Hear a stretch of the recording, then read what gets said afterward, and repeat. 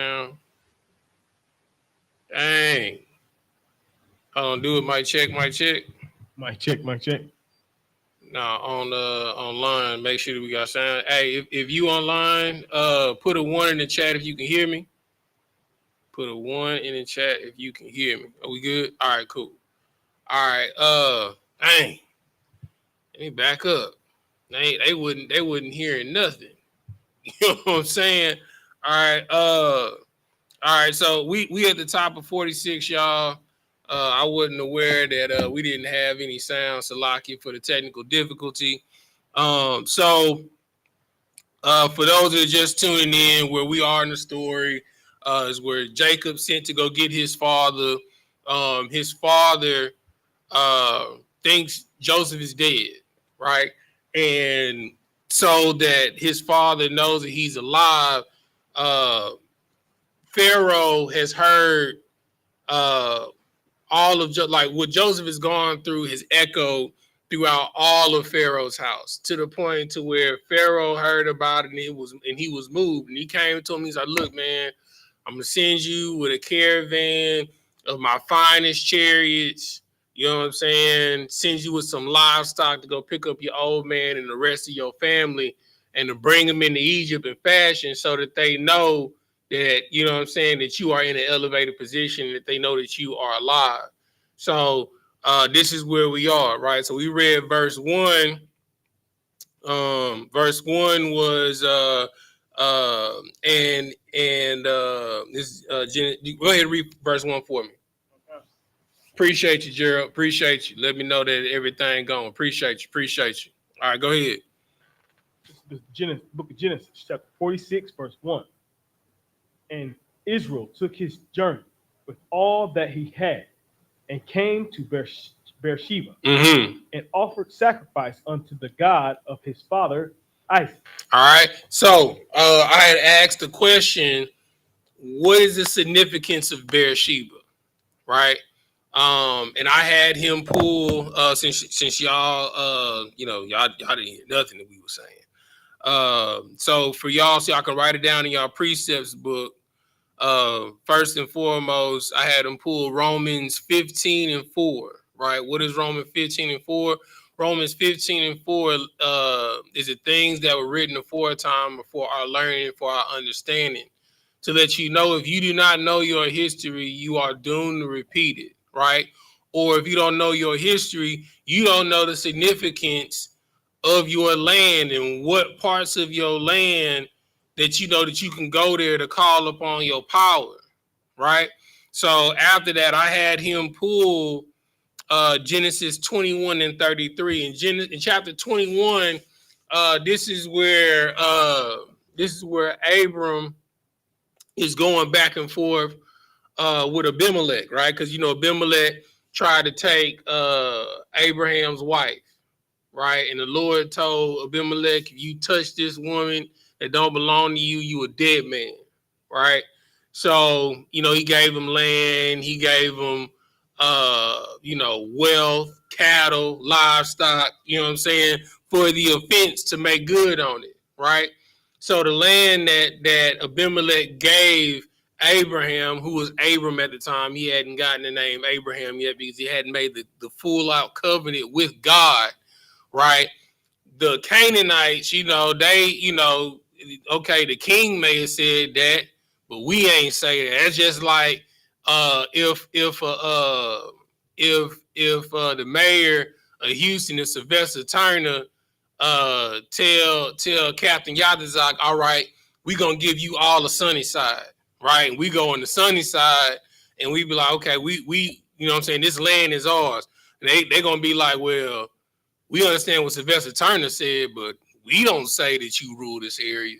So everywhere that Abraham came and moved and put down, to try and, to put his foundation down, and every time he dug a well, the Canaanites would come and steal the well that he dug, right? To the point to where Abimelech came down and he'd be like, man, what's going on with you? And he like, nah, what's going on with you, bro?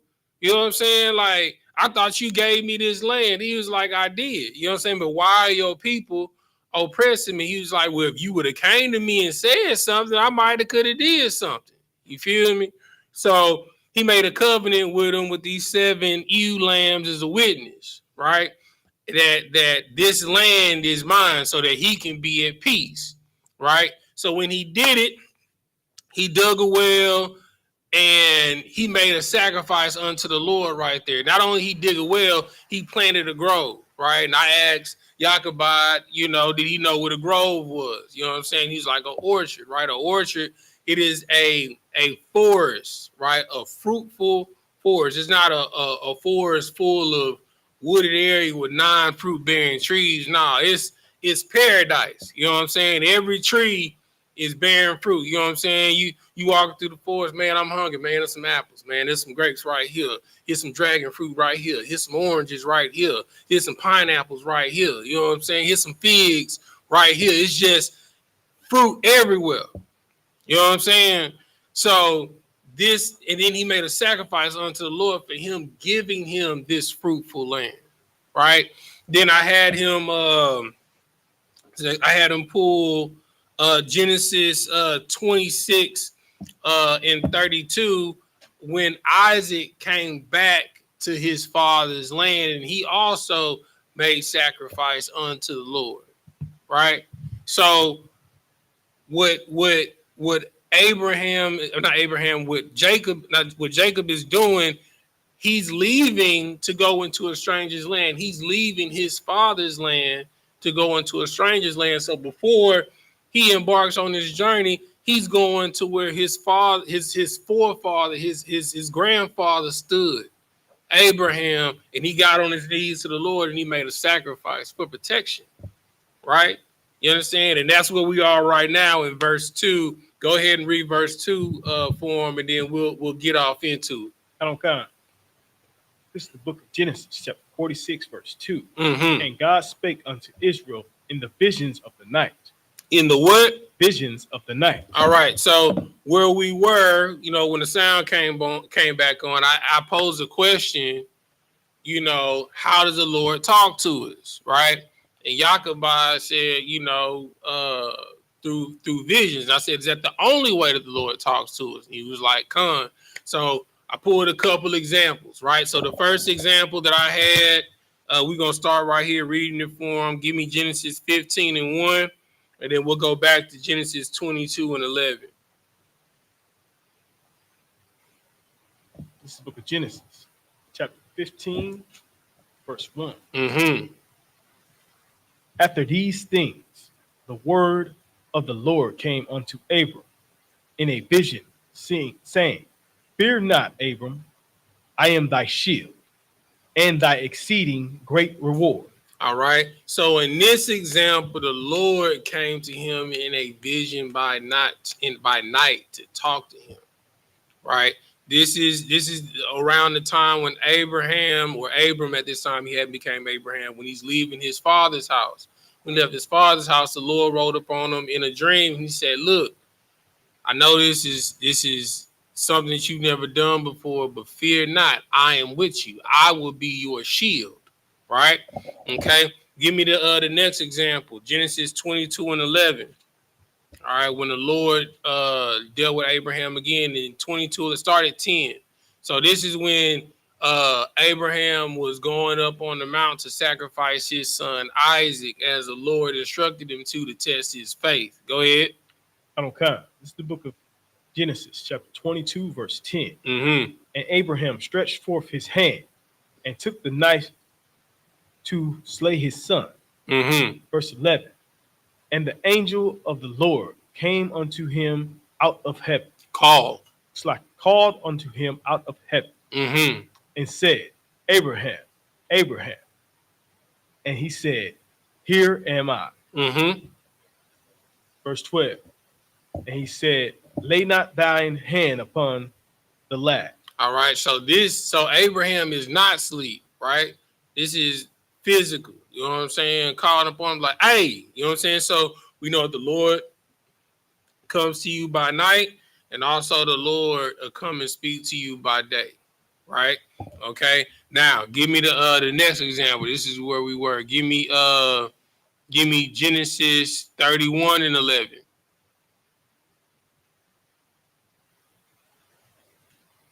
All right, so this is dealing with Israel, with Jacob. This is the book of Genesis, chapter 31, verse 11. Mm-hmm. And the angel of God spake unto me in a dream, In a saying, what? spake unto me in a dream, Mm-hmm. saying, Jacob, and I said, here am I. Verse 12. And he said, lift up now thine eyes, and see all that rams which leap upon the cattle are ring straight and speckled. All right. So now this is important. So up until this point, right?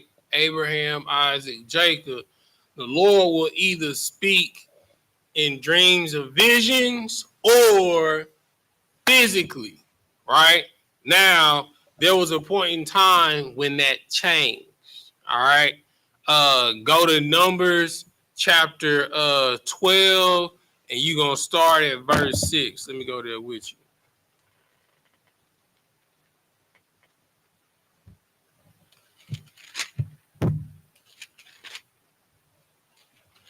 When you gotta go ahead and read it. This is the book of Numbers, chapter 12, verse 6. Mm-hmm. And he said, hear now my words. If there be a prophet among you, I, the Lord, will make myself known unto him in a vision, Mm-hmm. and will speak unto him in a dream. Now, this is important, right? So to let you know what's going on at this point, right? So what's causing the Lord, this is the Lord physically talking to the children of Israel, right? So Miriam and Aaron, right, which is Moses's, brother, right? And Aaron and Miriam's is Aaron's is Aaron's wife, right? So Aaron is like Moses' brother, his best friend. You know what I'm saying? The Lord told him he gonna be your right hand. He gonna be your voice. Uh, you know what I'm saying? Like basically you gonna be like God and he gonna be your voice just like I am to you. Right? So they got amongst themselves in verse 1, where it says, and Miriam and Aaron spake against Moses because he was married to an Ethiopian woman whom he had married, for he had married an Ethiopian woman. And they said, hath the Lord indeed spoken only by Moses? Hath he not spoken also by us? And the Lord heard him. You know what I'm saying? So the Lord's like, oh, so y'all think that y'all something, but in actuality, the only reason why y'all are something is because I allowed Moses to allow y'all to be where y'all are. And this is a very valuable lesson. Like a lot of brothers, feel more about themselves than they ought to because of the rank that they have.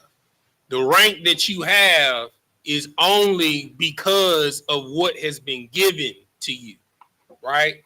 And what has been given, guess what? It can be taken.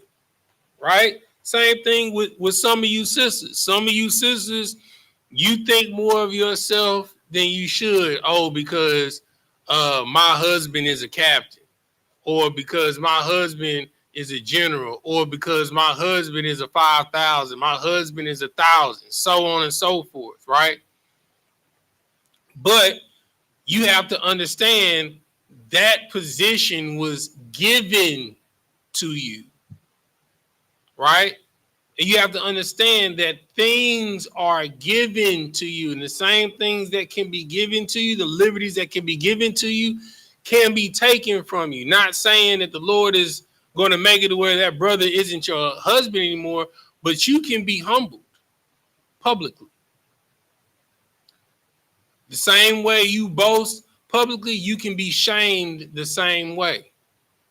And that is what Miriam and Aaron are about to experience, right? So read verse 6 again. This is the book of Numbers, chapter 12, verse 6. Mm-hmm. And he said, hear me now. It's like, hear my words. If there be a prophet among you, I, the Lord, will make myself known unto him in a vision, and will speak unto him in a dream. Right. So, with that being said, they spoke out of turn. The Lord didn't tell them to call the congregation and say, Moses is married to an Ethiopian woman. You know what I'm saying? Moses was married to this woman before he came into the truth. You understand? He fled Egypt. You understand? And he went into Jethro's, land and started working Jethro's land, and he ended up marrying Jethro's daughter. And then one day while Moses was working, the burning bush happened. You know what I'm saying? The Lord told him to take off his sandals because he on hollow ground. You understand? And at that point in time, he called him to be the leader of the nation. You understand? There are brothers that have come into the truth who, before they had knowledge of who they are, they had heathen wives, right? Does that make that brother no more or less than a brother, no more or less than a prophet in the school? No, it doesn't. You know what I'm saying? And who are you to speak upon this brother, you know what I'm saying, and what he endured before he came into this truth, you understand? And the sin that he had, let's talk about your sin. You understand? When the Lord looks at sin, it is even across the board. You understand? Smoking weed is just the same as you being a homosexual. You understand? You laying with you committing adultery is the same as you being a homosexual. You know what I'm saying? Like you being a liar is the same as being a murderer. You understand? So you have to be careful of how you looking at somebody. You point one finger at someone, two gonna be pointing back at you. That's why Christ always says, before you point out a brother's plank in his eye, first remove the plank out of yours. That's to let you know that you don't forget that you once had a plank in your eye. And the Lord said, if I have a prophet amongst you, will I not reveal the truth unto him in a vision? Keep reading. Verse 7. My servant Moses is not so. Mm-hmm. Who is faithful in all my house. Now, peep this. He said, the Lord said, now my prophets, I speak to them in visions and in dreams, right? And then he said, Moses is not a prophet. Now, this is going to blow some of y'all mind. You know what I'm saying? But the Most High God said Moses is not a prophet. You understand? Because Moses is near and dear unto the Lord. Keep reading. Verse 8. Mm-hmm. With him will I speak mouth to mouth. Say that one more time. With him will I speak mouth to mouth. You got the mic on. Tap the mic. Is it on? Yeah. Okay. Cool. Go ahead. Say it one more time. With him will I speak mouth to mouth. Mm-hmm. Even apparently, and not in dark speech. So he's saying, not even. He's like, and when I speak to him as a man face to face, not even in parables or dark sayings. I speak to Moses plainly. Moses, do this. Moses, get this. Moses, move the people here. Moses, go talk to Pharaoh. Moses, tell Pharaoh this. If he don't do this, I'm going to kill all the firstborn. He talking to Moses plainly, like a father to a son, because he is near and dear unto him. Keep reading. And the similitude of the Lord shall he behold. Wherefore, then were ye not afraid to speak against my servant Moses. You understand? So now he's telling them, Moses ain't just a prophet. Now, that's not saying that prophets aren't important. Moses was so important that the Lord dealt with him face to face. So much so, when Moses came down off the mount, every time he came down off the mount, they had to put a veil over his face because his face shined with the glory of God. Now, when he walked down off that mountain, he was shining like the image of God. He was radiated. You understand? Like the radiation was, man, that boy was shining like one of these light bulbs. They couldn't even look in his face. That's how much the Lord loved him and was near and dear unto Moses. You understand? And he's telling Miriam and Aaron, and you gonna talk to my servant and you gonna deal with my servant like this? Keep reading. Verse 9. And the anger of the Lord was kindled against them, and he departed. Verse 10. And the cloud departed from off the tabernacle, and behold, Miriam became leprous, white as snow.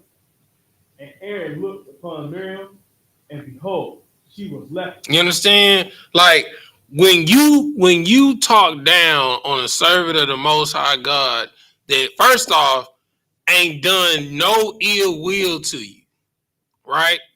And not only not done no ill will to you, but because of him, you have everything that you have.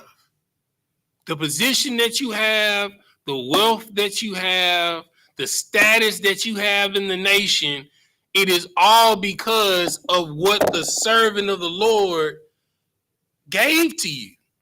And then you speak bad unto him. You understand? And like I said, he is not a mere prophet. Right? Now, I'm also saying using this story as an example for a double entendre. Right? And as the story goes, Aaron ends up pleading with Moses to heal his wife, and Moses pleads and begs unto the Lord. And it's crazy how they was just talking bad against Moses, and now they pleading with him. You know what I'm saying? And begging him to have mercy upon the same people that just was talking bad against him. You know what I'm saying? The Lord was like, I mean, should she not be separated for 7 days? Tell you what, kick her out of the camp for 7 days and then bring her back in. She'll be healed in 7 days. So for their trespass against a brother, you understand, who done nothing but showing brotherhood to them, they was kicked out of the nation. She was kicked out of the nation for 7 days because she was unclean because she was leprous. You know what I'm saying? Now, the double entendre, the second part of this story is that the Lord only speaks to prophets after Moses by visions and by dreams. Moses is the last person that the Lord spoke with mouth to mouth, face to face. The Lord doesn't do that anymore. You understand? General Muhammad, when I first came into school, this was something that plagued me. Because the way General Muhammad worded, he said, the Lord doesn't talk to Moses, doesn't talk to anybody like he talked to Moses anymore. You know what I'm saying? And it took a while for me to understand what he was saying. He's saying that the Lord does not talk face to face, mouth to mouth with no children of Israel anymore. If you're a prophet of the Lord speaks to you in the night through visions and through dreams. You know what I'm saying? As a matter of fact, give me to bring that home in the New Testament.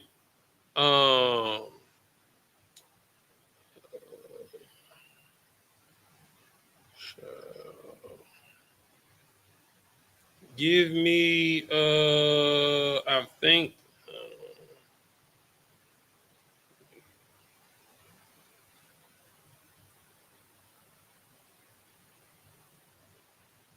give me Acts 2:17. Right? right? To bring it home, you know what I'm saying, in the New Testament. Give me Acts 2:17. Let me go there with you.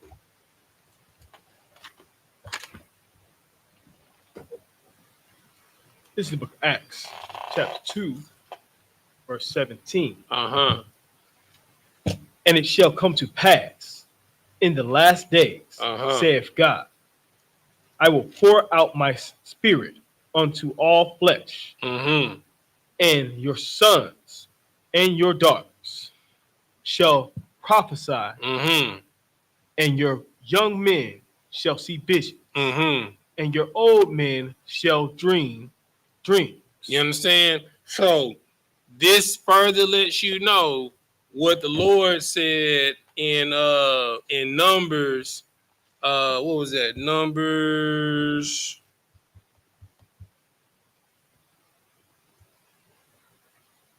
In Numbers 12:6. Let me go back there. Oh, what you got in Acts, Yakabad? Let me get back here.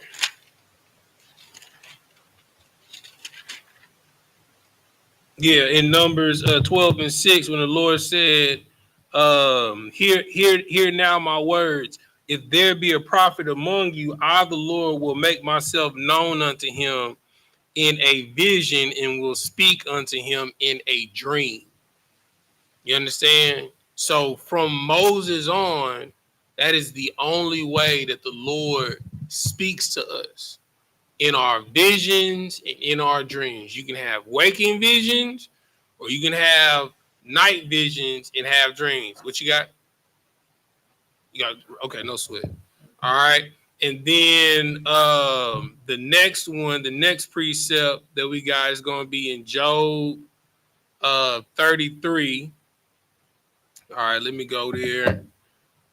Job 33. Let's get here. Job 33 and verse 14. All right, this is the book of Job, chapter 33 and verse 14. For God speaketh once, yea, twice, yet man perceive it not.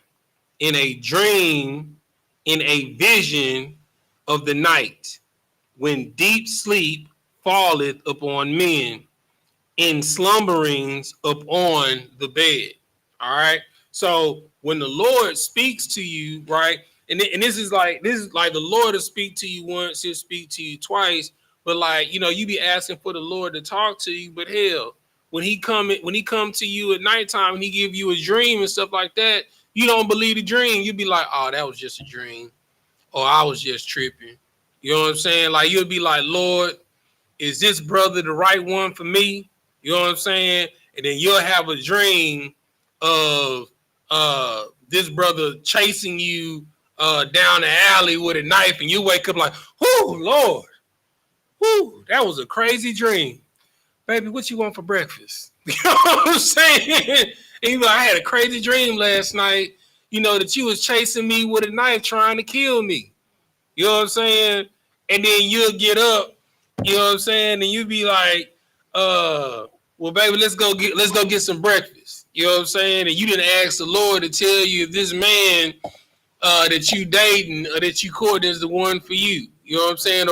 Or for you brothers, be like, Lord, I think this sister the one. You know what I'm saying? And you go to sleep. You understand? And you know, you walking through a forest and you think you holding hands with it, you turn around, and this a monster trying to devour you, and you run, you know what I'm saying? And you wake up like, oh my God, man, that was a crazy dream. Man, that just must mean we're gonna have a crazy relationship. Come on, girl. I'm gonna make you my wife tonight. You know what I'm saying? Like, you be asking the Lord for counsel, you be asking the Lord for a sign, but he'll give you a vision and give you a dream. You understand? And you don't believe it. But you be like, well, if the Lord talked to me face to face, I'll believe it then. No, you won't. To show you so much so, Moses sat at the mouth of the Lord dang on near every day. You understand? he was on the mount with the Lord or in the tent with the Lord dang on near every day. And the Lord told him to speak to the rock, you understand, that the children of Israel may have water. Moses didn't do that. He struck the rock. You understand? Because he wanted to seem like he was the one that was giving them water. And because of his disobedience, he didn't make it into the promised land because of that one thing. You understand? Like, when you ask for a sign, or you ask the Lord a question, expect to have a dream or a vision about it. You understand? And when you have that dream and when you have that vision that the Lord gives you, if you don't know what it means, get counsel. You understand? And when you receive the counsel from the men of the Lord, don't try and pass it off then because it's not what you want here. Oh, it was just a dream anyway. You know, what a dream. You know what I'm saying? But that is how the Lord talks to us, through dreams and through visions. All right. Let's get back to Genesis 46. We had 46 and 3.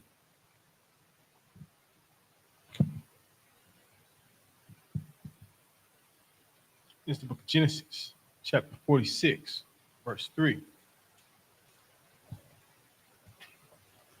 And he said, I am God. Well, start at verse 2 and read into verse 3. Come. This book of Genesis, chapter 46, verse 2.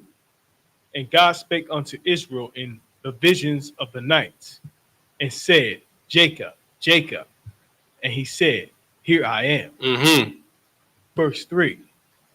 And he said, I am God, the God of thy father. Fear not, fear not to go down into Egypt. For I will there make of thee a great nation. Now Jacob is now the Lord is now bringing forth the promise that he made to Abraham in Genesis 12 and 2. Go to Genesis 12 and 2 for me. You understand? Because the Lord, when he made a covenant with Abraham, you know what I'm saying, to observe and do certain things, do certain laws and certain commandments to the Lord, that the Lord would be his God. And he made an oath, a blood oath with Abraham, and a promise unto him. Read that. This is the book of Genesis, chapter 12, verse 2. Mm-hmm. And I will make of thee a great nation. Start at verse 1. Okay. This is the book of Genesis, chapter 12, verse 1. Mm-hmm. Now the Lord had said unto Abram, Get thee out of thy country and from thy kindred. Mm-hmm. Now, remember that when what the Lord said in Numbers, right? That I speak to my prophets, right, through visions and through dreams, right? So when the Lord is talking to Abram, because he wasn't Abraham at this point, he was Abram, he was in his father's house, he's having a dream, right? And the Lord says this to him. Go ahead, read it one more time. Now the Lord had said unto Abram, Mm-hmm. Get thee out of thy country and from thy kindred, Mm-hmm. and from thy father's house Verse 2. unto a land that I will show thee. Mm-hmm. Verse 2. And I will make of thee a great nation. He will do what? I will make of thee a great nation, Mm-hmm. and will bless thee, and make thy name great. Now, what's so interesting about this is Israel is in the same predicament that his grandfather Abraham was in. Abraham had to leave his father's house in order for the Lord to make him a great nation. And he had to step out on faith. He had to leave everything that he knew behind, right? This is the exact same thing that Israel is doing, leaving Beersheba and going into Egypt. And the Lord is telling him the same thing that he told his grandfather, that he is going to make him a great nation in the land of a stranger. And every time we've gone into a land of a stranger and we grew as a nation, every time we left out, we left with more wealth than when we came in. That's why y'all should be praying for America to fall. Because when America falls, we will rise in wealth. Because not only will we rise in wealth, but the Lord is going to give us our own land back. You understand? That is real wealth. Land and livestock. That is real wealth. Not jewelry and all that stuff. I mean, diamonds, I mean, they're not precious. It's not a precious stone. You know what I'm saying? They come a dime a dozen. The only reason why they're valuable is because the beers in London, they keep all the diamonds in the vault and they control they control the market to make sure the market is not oversaturated. You understand? But now they can't do it because now people are making moissanite diamonds. You know what I'm saying? They making them quick like that. They cheap diamonds that they make in the lab. They cheaper than cubic zirconias. You know what I'm saying? So gold is wealth. Silver is wealth. You understand? But the most valuable thing that you can have is land and livestock.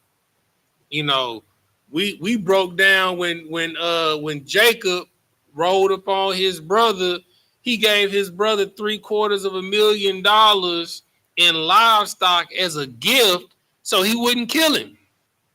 You know what I'm saying? $750,000 in livestock. And he wasn't broke. That wasn't all his livestock. He was giving that as a gift. But you look down upon what your ancestors have been doing. You understand? We've been doing agriculture. We've been doing livestock. But we run from it because we want the city life. Now you get put out there in the country, you couldn't survive. You don't know how to track. You don't know how to hunt. You don't know how to put livestock out there to graze. You don't know how to grow food. You don't know how to dig a well. You don't know none of that. Keep reading. Matter of fact, go back to the Genesis. We had 46 and 4.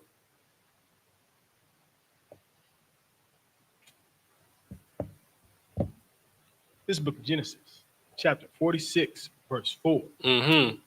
I will go down with thee into Egypt, and I will also surely bring thee up again. And Joseph shall put his hand upon thine eye. You understand? So now this is the Lord making an oath to Joseph.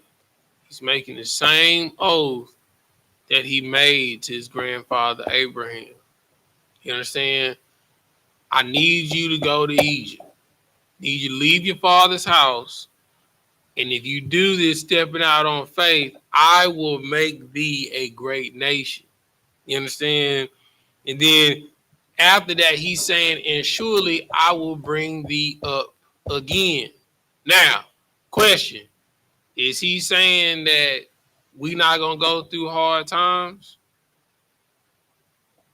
What is the promise that he's giving him? He will bring him up again. And right before that, at the end of verse 3. In verse 3, make thee a great nation. And then what did you say? Bring him up again. You know what I'm saying? So the Lord is saying that I'm going to make you a great nation and I'm going to bring you up again. Nowhere in there did that say that you're not going to go through hard times. Nowhere in there does that not say that you're not going to go through difficulty. You know what I'm saying? It's just like the Lord saying that He'll save us from our enemies, right? So as long as you are not dead, the Lord is with you. You understand? You lose your job, guess what? The Lord is still with you. You understand? You get evicted from your apartment, guess what? The Lord is still with you. You understand? Your baby mama leave you and take the kids, guess what? The Lord is still with you. Your husband abandoned you and the kids, guess what? The Lord is still with you. Your family turn their back on you, guess what? The Lord is still with you. You go to jail, guess what? The Lord is still with you. Because remember, I posed the question last class, are you willing to spend 12 to 15 years in prison to know when you come out, you going to be the man? Joseph basically Joseph was Joe Biden and Pharaoh was Barack Obama. He was the man next to the man, and Pharaoh was like, look, I'm gonna go on vacation. Anybody looking for me, hit my signet ring. You handle it. The president has left the building. You the president right now. Until these 14 years is over, you in charge. You know what I'm saying? That's where Joseph was. Are you willing to go through hell for 12 to 15 years to be elevated to glory? Are you willing to be lied on, cheated on? Remember, Joseph was accused of rape and thrown in prison, falsely accused. He was holding down his cellies, and he told his cellies, hey, man, when you get out, look out for your boy, man. Help me fight this case. When you get up there and you working in Pharaoh's house, man, hey, put a word in there so I can get exonerated, bro. Soon as he got out, he forgot about him. Are you willing to go through your family abandoning you? Are you willing to be falsely accused of charges and lose everything? Are you willing to have people that you look out for turn their back on you for 12 to 15 years of your life? We're just talking about on a minimal scale. To come out to be risen up to glory. You got to be willing to go through hell, man. Because when we go into Egypt, yeah, we good now. But when Joseph died and there's no child of Israel in the court of Pharaoh, they forget about Joseph. You know what I'm saying? They forget about what Joseph did. And now they just looking at all of these people that they need to subjugate, and if they don't, they might rise up and overtake Egypt. And they put them through hell to the point to where the Lord got to raise up Moses. Well, before the Lord rose up Moses, Moses had to go through his own hell. You understand? Moses ended up murdering somebody protecting his brother, and then the next day that brother that he protected snitched on him to make him flee Egypt. You know what I'm saying? So he left the lap of luxury, went into a stranger's land that wasn't his own for the Lord to speak to him, for the Lord to rise him up to be a priest and a man of the Lord. He had to leave his family, all of his friends, all of his wealth. He had to leave everything behind to serve the Lord. Will you do the same? Are you willing to go through the same? That is what the Lord is telling Israel to do, is telling Jacob to do, to leave his father's house in Beersheba and go into Egypt, and he's going to make them a great nation, and he will gather them again. But the key thing that I need you to know, nowhere in this point did he say that they going to be good the entire time. You got to remember the Lord is a man of war. He likes to see you battle it out to see what you're made of. Keep reading. Verse 6. Verse 6. This is the book of Genesis chapter 46, verse 6. Mm-hmm. And they took their cattle and their goods, which they had gotten in the land of Canaan, Mm-hmm. and came into Egypt, Jacob and all his seed with him. Mm-hmm. Verse 7. His sons, his sons' sons with him, his daughters and his sons, his daughters, and all his seed brought with him. Brought he with him into Egypt. Mm-hmm. Verse 8. And these are the names of the children of Israel, which came into Egypt, Jacob and his sons. All right. So from verse 8 to 25 is when he's talking about all of the sons of each son of Israel, the daughters, you understand, and the children that he had with each wife. All right. We're gonna drop down to verse 25. I'm sorry, verse 26. Okay. This book of Genesis, chapter 46, verse 26. Mm-hmm. All the souls that came with Jacob into Egypt, which came out of his loins, besides Jacob's sons, wives, all the souls were were threescore and 6. You understand? So all the people in his caravan, you know what I'm saying? We talking about just his house, just his family. We ain't talking about the servants, right? We ain't talking about the livestock. We just talking about his family was 36, right? Now in Egypt, you got Joseph, that's 37, his wife, that's 38, and then his two boys, Ephraim and Manasseh, 39, that's 40. So at this point, Jacob's family is 40 people. That's a big family, bro. Just him, his sons, and his sons' sons and sons' daughters. And that's not including all of their wives. He's just talking about the fruit of the loins. It's 40 people, not including the servants, you know what I'm saying? Not including the livestock on this caravan. You know what I'm saying? Imagine 40 slabs coming down the street. That's a huge caravan. You know what I'm saying?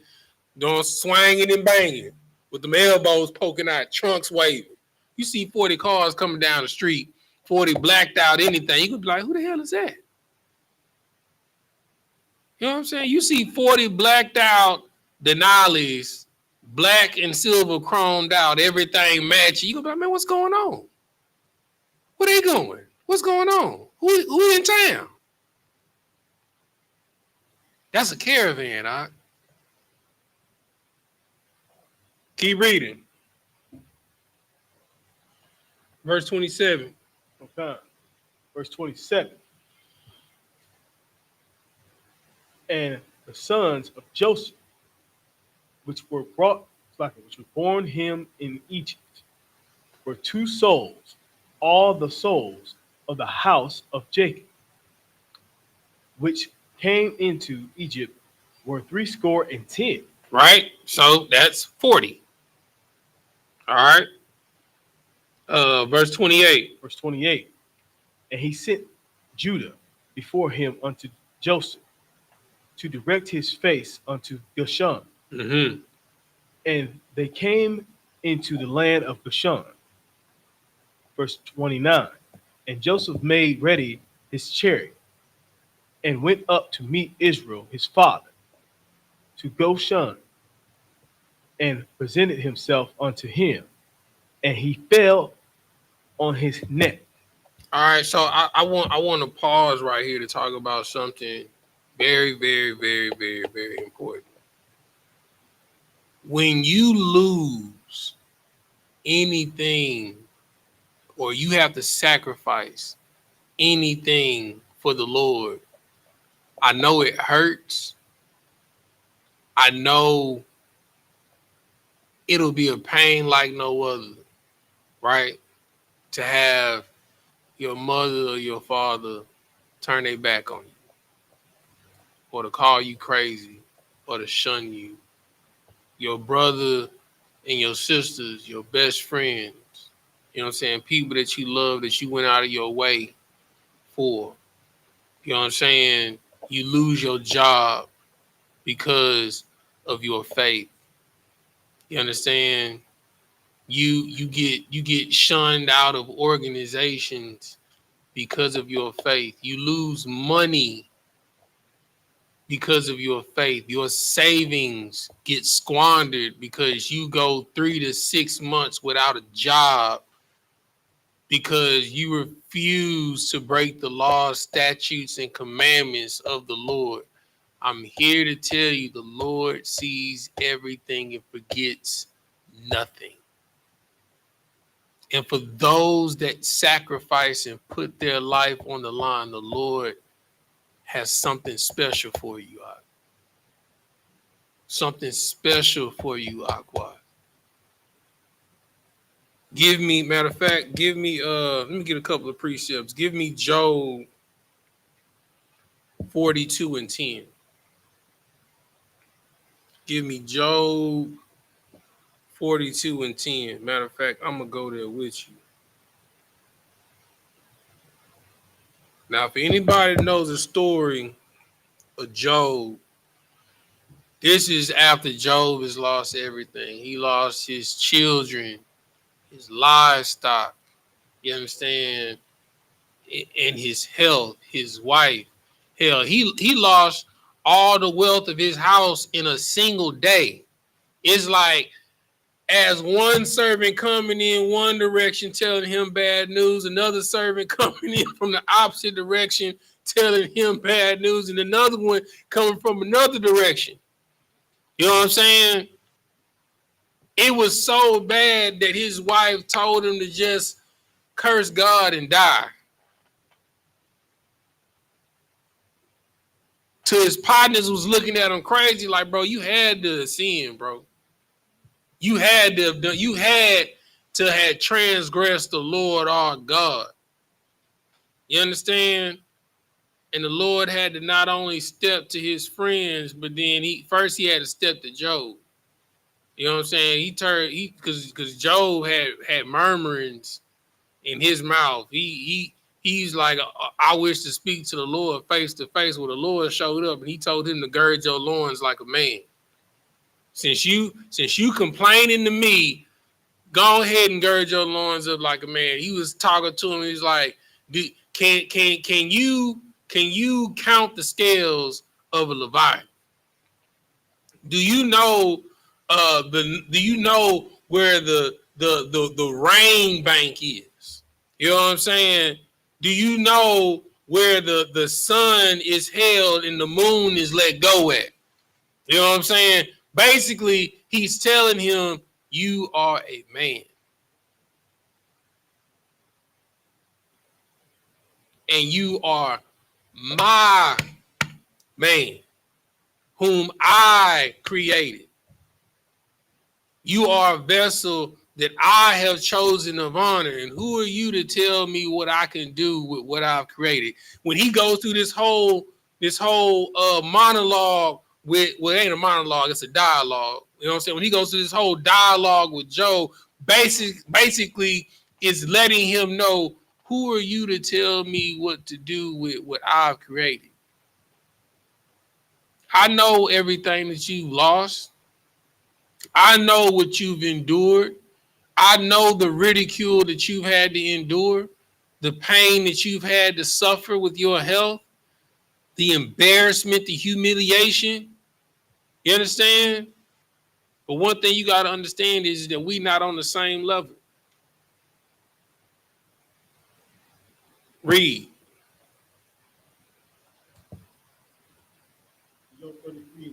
Mm-hmm.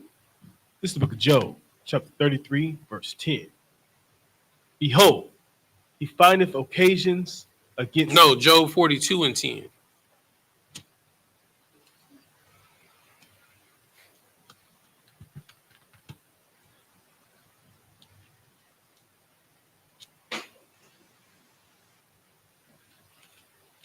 this book of Job, chapter 42, verse 10. And the Lord turned the captivity of Job Mm-hmm. when he prayed for his friends. Hold on. Say that again. And the Lord turned the captivity of Job when he prayed for his friends. When he prayed for himself. When he prayed for his friends. You know what I'm saying? So the Lord didn't turn his captivity, like the punishment that he was going through with the wager that him and Satan had, until he prayed for his. Job then lost his wealth, his health, his wife, and his family. And even with his friends basically convicting him and accusing him of his transgression, he still found strength in himself to pray for them and pray for their lack of faith and disbelief in him. And because of that compassion that he had, even in his condition, the Lord turned his punishment from Job. That's a lesson that you need to have. Even when you don't have nothing, the Lord is still there. And the Lord is watching you. Because remember, last class, I pulled Isaiah 48, 9 and 10. You understand? He said that he will not give his glory unto another. And he will find thee not like silver, but in the furnace of affliction, which is hard times in hell. It's the only way he gonna be able to determine if you are worthy of what he is going to give you. If you will be a good and just ruler, and a good and just ruler, when things are down and out, he still has compassion for people. When his back is against the wall, he still have love for his brothers. Keep reading. You can start at 10. You can start it all over again. Go ahead. Okay. This is the book of Job, chapter 42, verse 10. Mm-hmm. And the Lord turned the captivity of Job for his friend. Mm-hmm. Also, the Lord gave Job twice as much as he had before. He gave him how much? Twice as much as he had before. Keep reading. Verse 11. Then came there unto him all his brethren, Mm-hmm. and all his sisters, and all they that had been of his acquaintance before, Mm-hmm. and did eat bread with him in his house. Because remember, he lost all his friends. All his family turned his back on him. They thought he was down for the count. But the Lord was still with him. Everything that you lose, the Lord will give back even then some to you. Even if it ain't with the same people. You lost friends, guess what? The Lord will give you more. You lost family, guess what? The Lord will give you more. You lost your kids, guess what? The Lord will give you more. Keep reading. And they bemoaned him and comforted him over all the evil that the Lord had brought unto him. Every man also gave him a piece of money. Say what? Every man also gave him a piece of money. You know what I'm saying? Now everybody giving him offerings. Keep reading.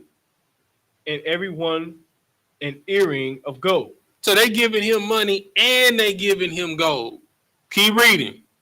Verse 12. So the Lord blessed the latter end of Job more than his beginning. Say that one more time. He blessed the latter end of Job more than his beginning. I got a question. What if in your story your story was written and the prophecy was you wouldn't go bald until you was 55. So from age 1 to 54, you po. And it wasn't written until you turned 55 that you was going to ball and be on top of the world. Could you serve the Lord and go through hard times in hell for 54 years? To be ascended to glory from 55 until you leave this earth. Let's say you from 55 to 85. Because that's, if you a man and you live to 85 years old, I mean you done took care of yourself. You done lived a good life. To be a man and live to 85, that's a rarity. Most men, especially black men, are kicking the bucket 65, 70. But from 55 to 85, you balling out. You living on top of the world, Doc. You want for nothing. You know what I'm saying? Hell, even during this time, you 55 years old, you bust out 5 kids at 55. You know what I'm saying? You thinking that you wasn't gonna have no kids, but you 55 years old and you having your first child. Then the next year you have another child. Then the third year you have twins. You know what I'm saying? And then for the next 30 years, you raising your family and they want for nothing. Could you go through hell for 54 years? For your last 30 to have everything that you ever desired and wanted for? Could you do it? Could you serve God in hell for 54 years?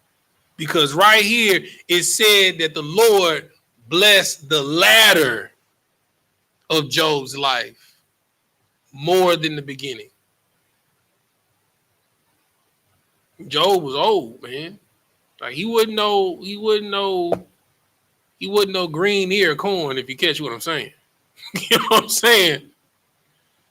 He was towards the harvest end of his life when everything was taken from him. Keep reading. 14,000 sheep. Brother, hold on. Let's do the math. Let's do the math. When it comes to livestock, that's my thing. How much does a lamb, you said sheep. How much does a sheep cost in Texas? We just say in Texas. Let me look.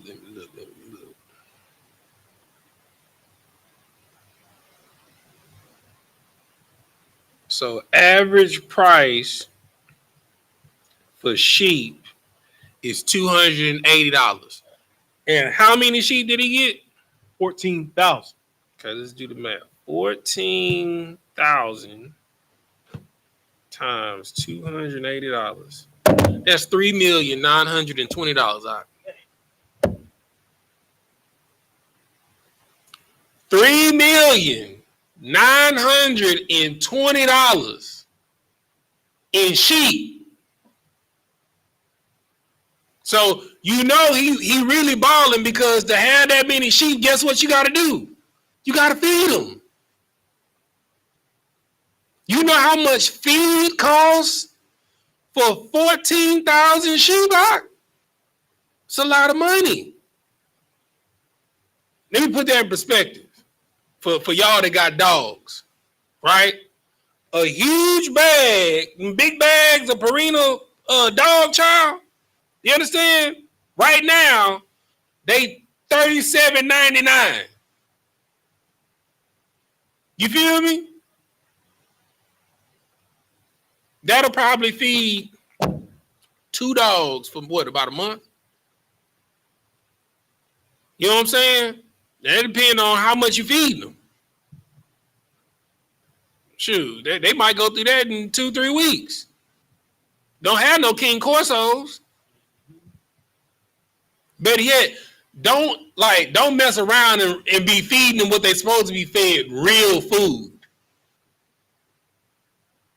They eat just as much, if not more, than humans. Imagine if you got 14,000 King Corsos. You know what your food bill gonna be a month out? You know what your water bill gonna be a month? Stupid. But in order to have that, you gotta have wealth, right? So he gave him 14,000 sheep. That's $3.9 million in today's value. I just looked up the numbers and did the math. Keep reading. And 6,000 camels. In 6,000 what? Camels. Oh Lord, you know my camels, man. Okay, I'm gonna do the. I know it depends on if they got one hump or two. I remember that. And see how much does a camel cost? Purchasing range of a camel is as low as 5,000 to 20,000, depending on breeding or if they got one hump or two. That's what it say. All right. So 5 and 20,000. Let's do the median. We'll say 13,000. How many camels? 6,000. So you got 6,000 camels times that times 13,000. That's 78 million, huh? So it's 78 million plus 3.9. Let me just go 17 plus 3.9. No, that's not right. 6,000 times 13,000. 78. So that's 78, 79, 80. So that's 80. So we'll just round up and say 81. He got 81 million right now. What else he gave him? And 1,000 yoked oxen. And 1,000 oxen? Oh Lord. Let's see how much does a cow cost? Anywhere between 900 and five. So we're gonna say anywhere between $1,000 and $5,000. We're gonna say 3,000. How many he gave him? 1,000 yoked oxen.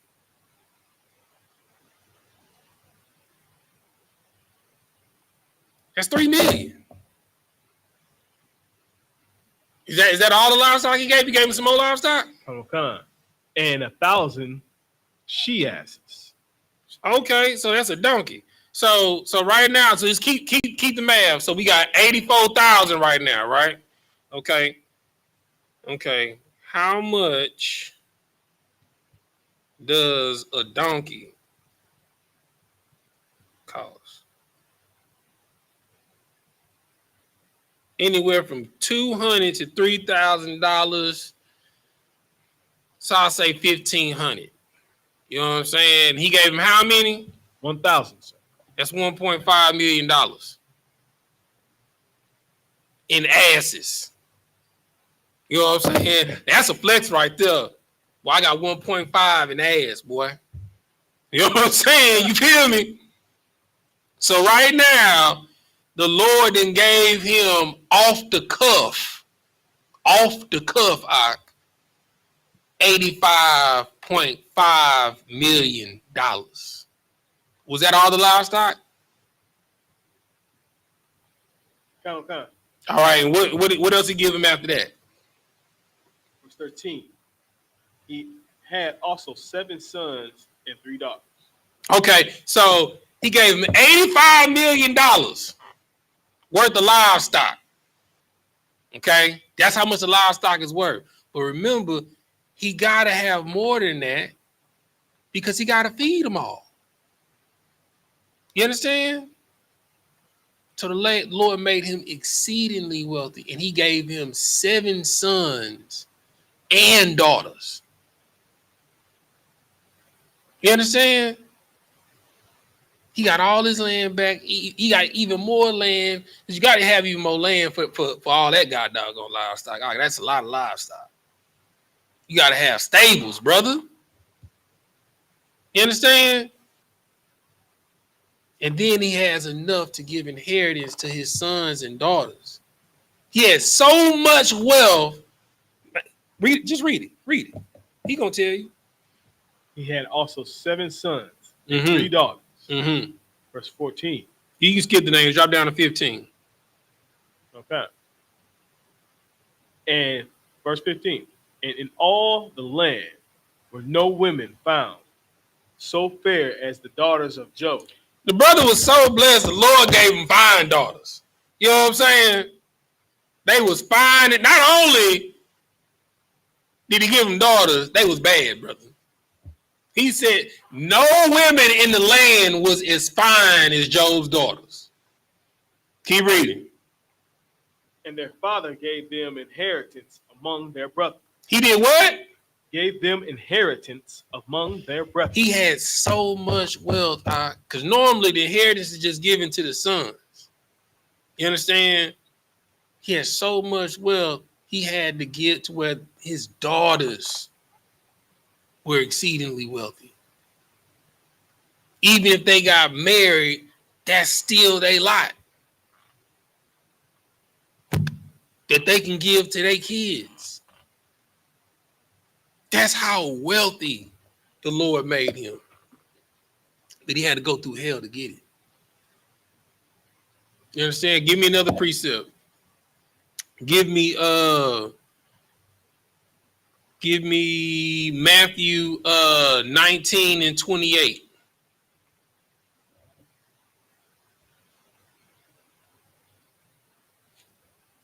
Go there with you. This is the book of Matthew, chapter 19, verse 28. Mm-hmm. And YAHANNA said unto them, verily, I say unto you, that which ye have followed in the regeneration, when the Son of Man shall sit in the throne of his glory, ye also shall sit upon 12 thrones, judging the 12 tribes of Israel. Verse 29. Verse 29. And everyone that hath forsaken houses, or brethren, or sisters, or father, or mother, or wife, or children, or land, for my name's sake. For whose name's sake? For my name's sake. For whose name's sake? For my name's sake.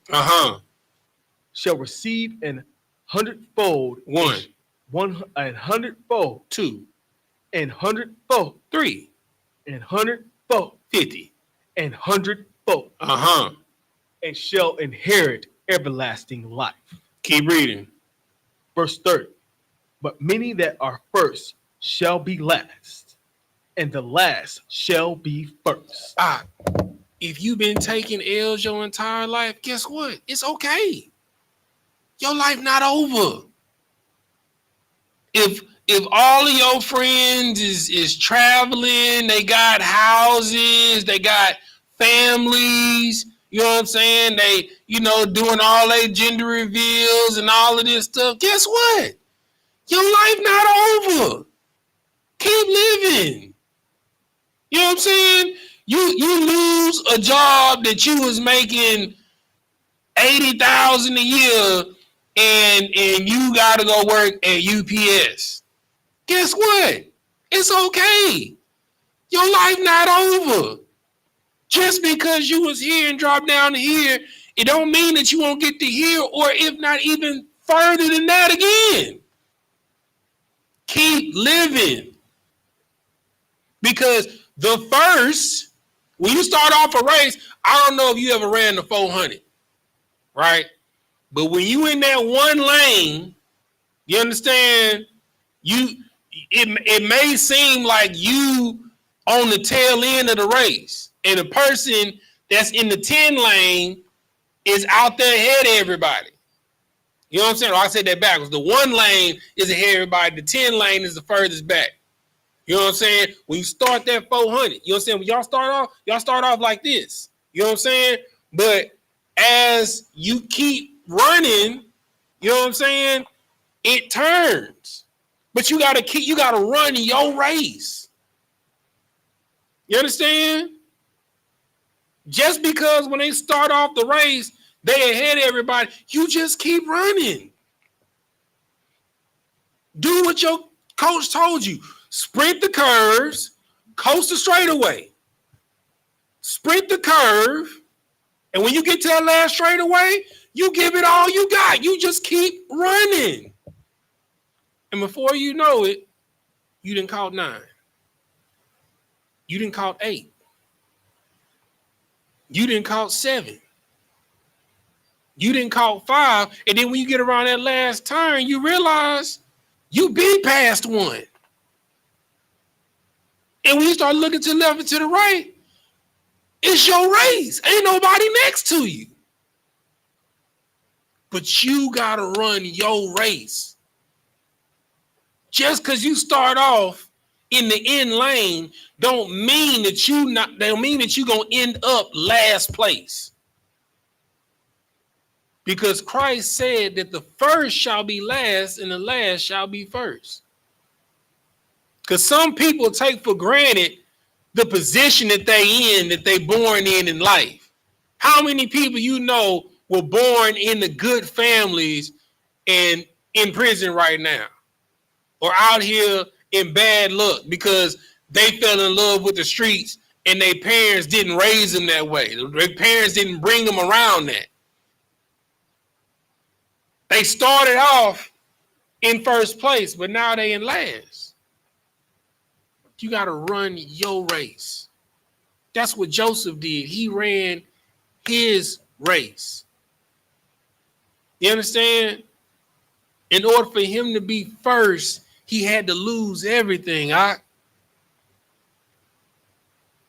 He had to be in hell for 12 to 15 years to ascend to glory.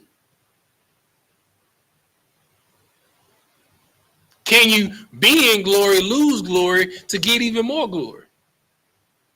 Can you do that? Because some of y'all in the position, you think that's the end all be all, but it ain't. Sometimes the Lord got to break you down to build you up. He got to put you through something so when you get what you get, you don't squander it. You appreciate it. Right? I got 2 more scriptures and we're going to get up out of here. Give me Matthew 6:23.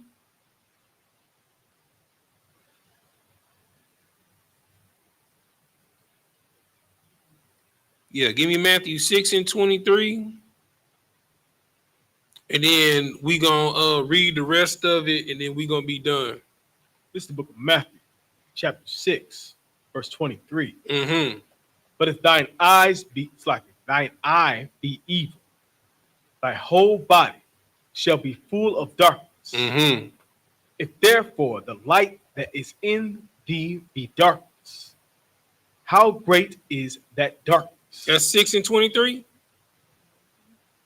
Read it one more time. That ain't what I wanted, but read that one more time.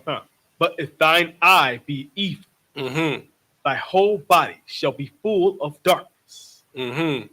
If therefore the light that is in thee be darkness, how great is that darkness? How great is what? Is that darkness? You understand? So it's all about your perspective. If your perspective is light, guess what? You're going to get light. If your perspective is darkness, guess what? You're going to get darkness. If what you're getting is to deceive and to destroy, guess what? You will be deceived and be destroyed.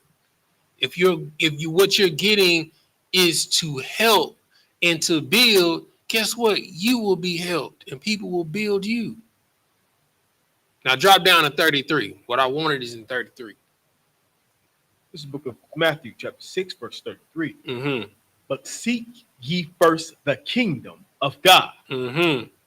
and his righteousness, Mm-hmm. and all these things shall be added unto you.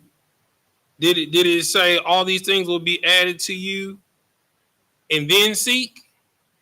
What did it say? But seek ye first the kingdom of God Mm-hmm. and his righteousness, and all these things shall be added unto you. So you're gonna experience loss. You're gonna be persecuted. You're gonna be ostracized. You're gonna be abandoned. You understand? You're gonna take major losses. You're gonna take setbacks. You understand? But those losses aren't losses, they're lessons for you to take with you on your journey so the Lord can ascend you to glory. But if you never learn the lesson, guess what? You're going to continue taking losses. It's not a loss if you learn from it. Because when you learn from it, you can see the pattern. That's the whole point, to break the pattern. All right? Now let's finish reading the rest of the chapter. We only got a couple of verses. 31. 46 and 31. Okay. This is the book of Genesis, chapter 46, verse 31. Mm-hmm. And Joseph said unto his brethren and unto his father's house, I will go up and show for Pharaoh and say unto him, my brethren and my father's house, which were in the land of Canaan, Mm-hmm. are come unto me. Verse 32.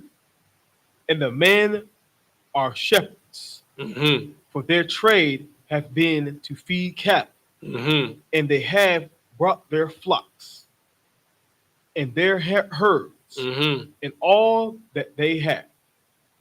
Verse 33. Verse 33.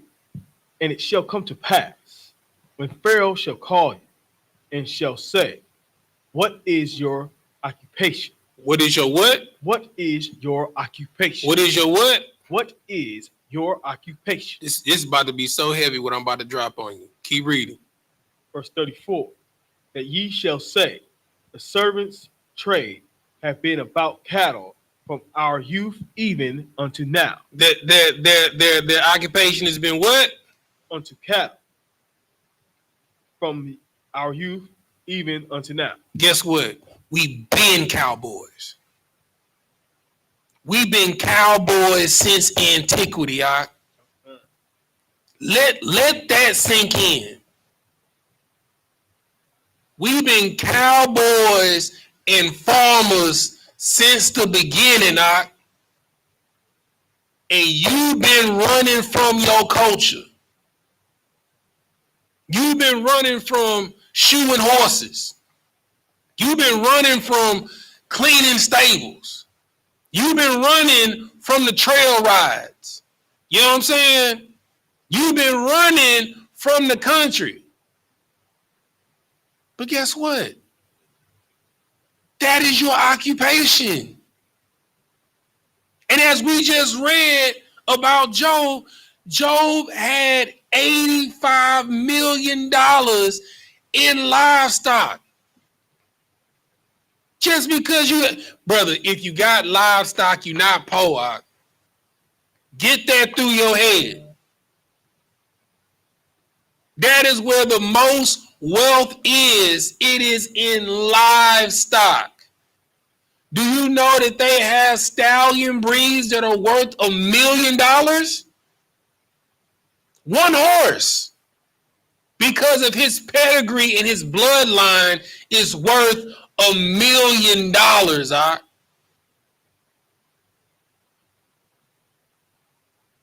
Imagine if you had 14,000 of them.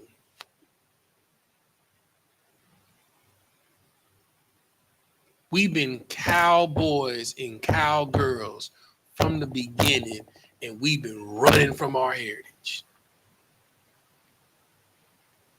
That is the coldest thing that I have read in my 8 years of being in the Israelite School of Universal and Practical Knowledge. Every Black, Hispanic, and Native American, guess what? We are what? Cowboys.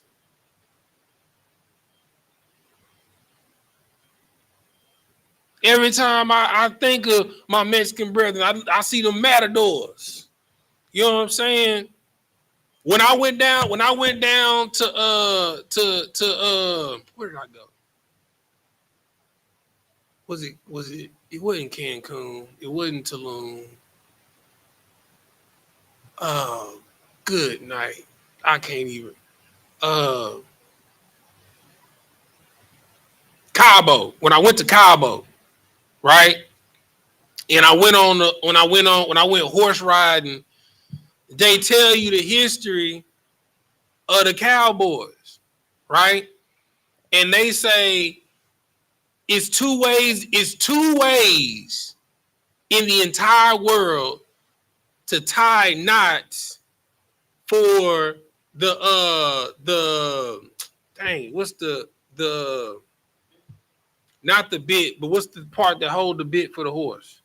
The reins. There's 2 ways in the entire world to tie reins for a horse. And guess where those 2 styles come from?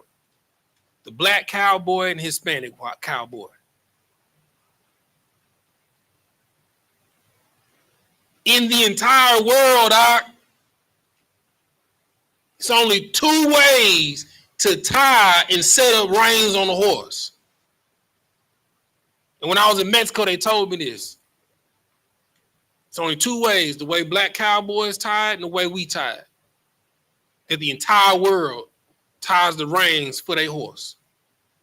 That's your heritage, man. And we've been running from it. Everything we do, the world does. Everything, all the way down to how we raise and ride horses. They wasn't wearing chaps. We invented chaps. Because we fly like that. And we had to put our culture on it, the fringes. Because that is our occupation from our youth. But we gotten away from it. We need to get back to it, especially in this day and age. With that, I'm going to say Amajim, which means to stand. Sar, which means to turn. We're going to face the east. We're going to do the Lord's Prayer first in Hebrew, then in English. Repeat after me. Abanawa, Shabbat Shemayim, Kodash, Hayah, Shemka, Yahweh, Malak with Ka, Taba'ah, Ratazayaka, Hayah, Aisha, Baratazah, Kowa, Hayah, Bashamayim, Nathan Lanawa, Lacham, Kal, Yawam, Wasalak Nawa, Kabawap Nawa, Kasalak Nawa, Kabawap Yanawa, Wala'ah, Tabia Ayanawa, Banasaya 1, Abal, Hawashaya Nawa, Mayan, Rai, Kaya, Laka, Hamalakwa, Waha Allah, Wahata Para, La Awalamium, Aman. In the English, our Father, which art in heaven, hallowed be thy name. Yahweh, thy kingdom come, thy will be done in earth as is in heaven. Give us this day our daily bread, and forgive us our debts as we forgive our debtors, and lead us not into temptation, but deliver us from evil. For thine is the kingdom and the power and the glory forever. So be it. Sar, turn the face to front. Gonna give a courtesy salute to the brothers, then to the sisters. Been a visual. Body Shabbat. Baji. Ra. Yahweh Ba'ashim Yahweh Shah Brakatah. Yadabata. Sar. Turn the face to sister. Been a visual. Body Shabbat. Baji. Ra. Yahweh Shemar Thah Ba'ashim Yahweh Shah. Yadabata. Dismiss.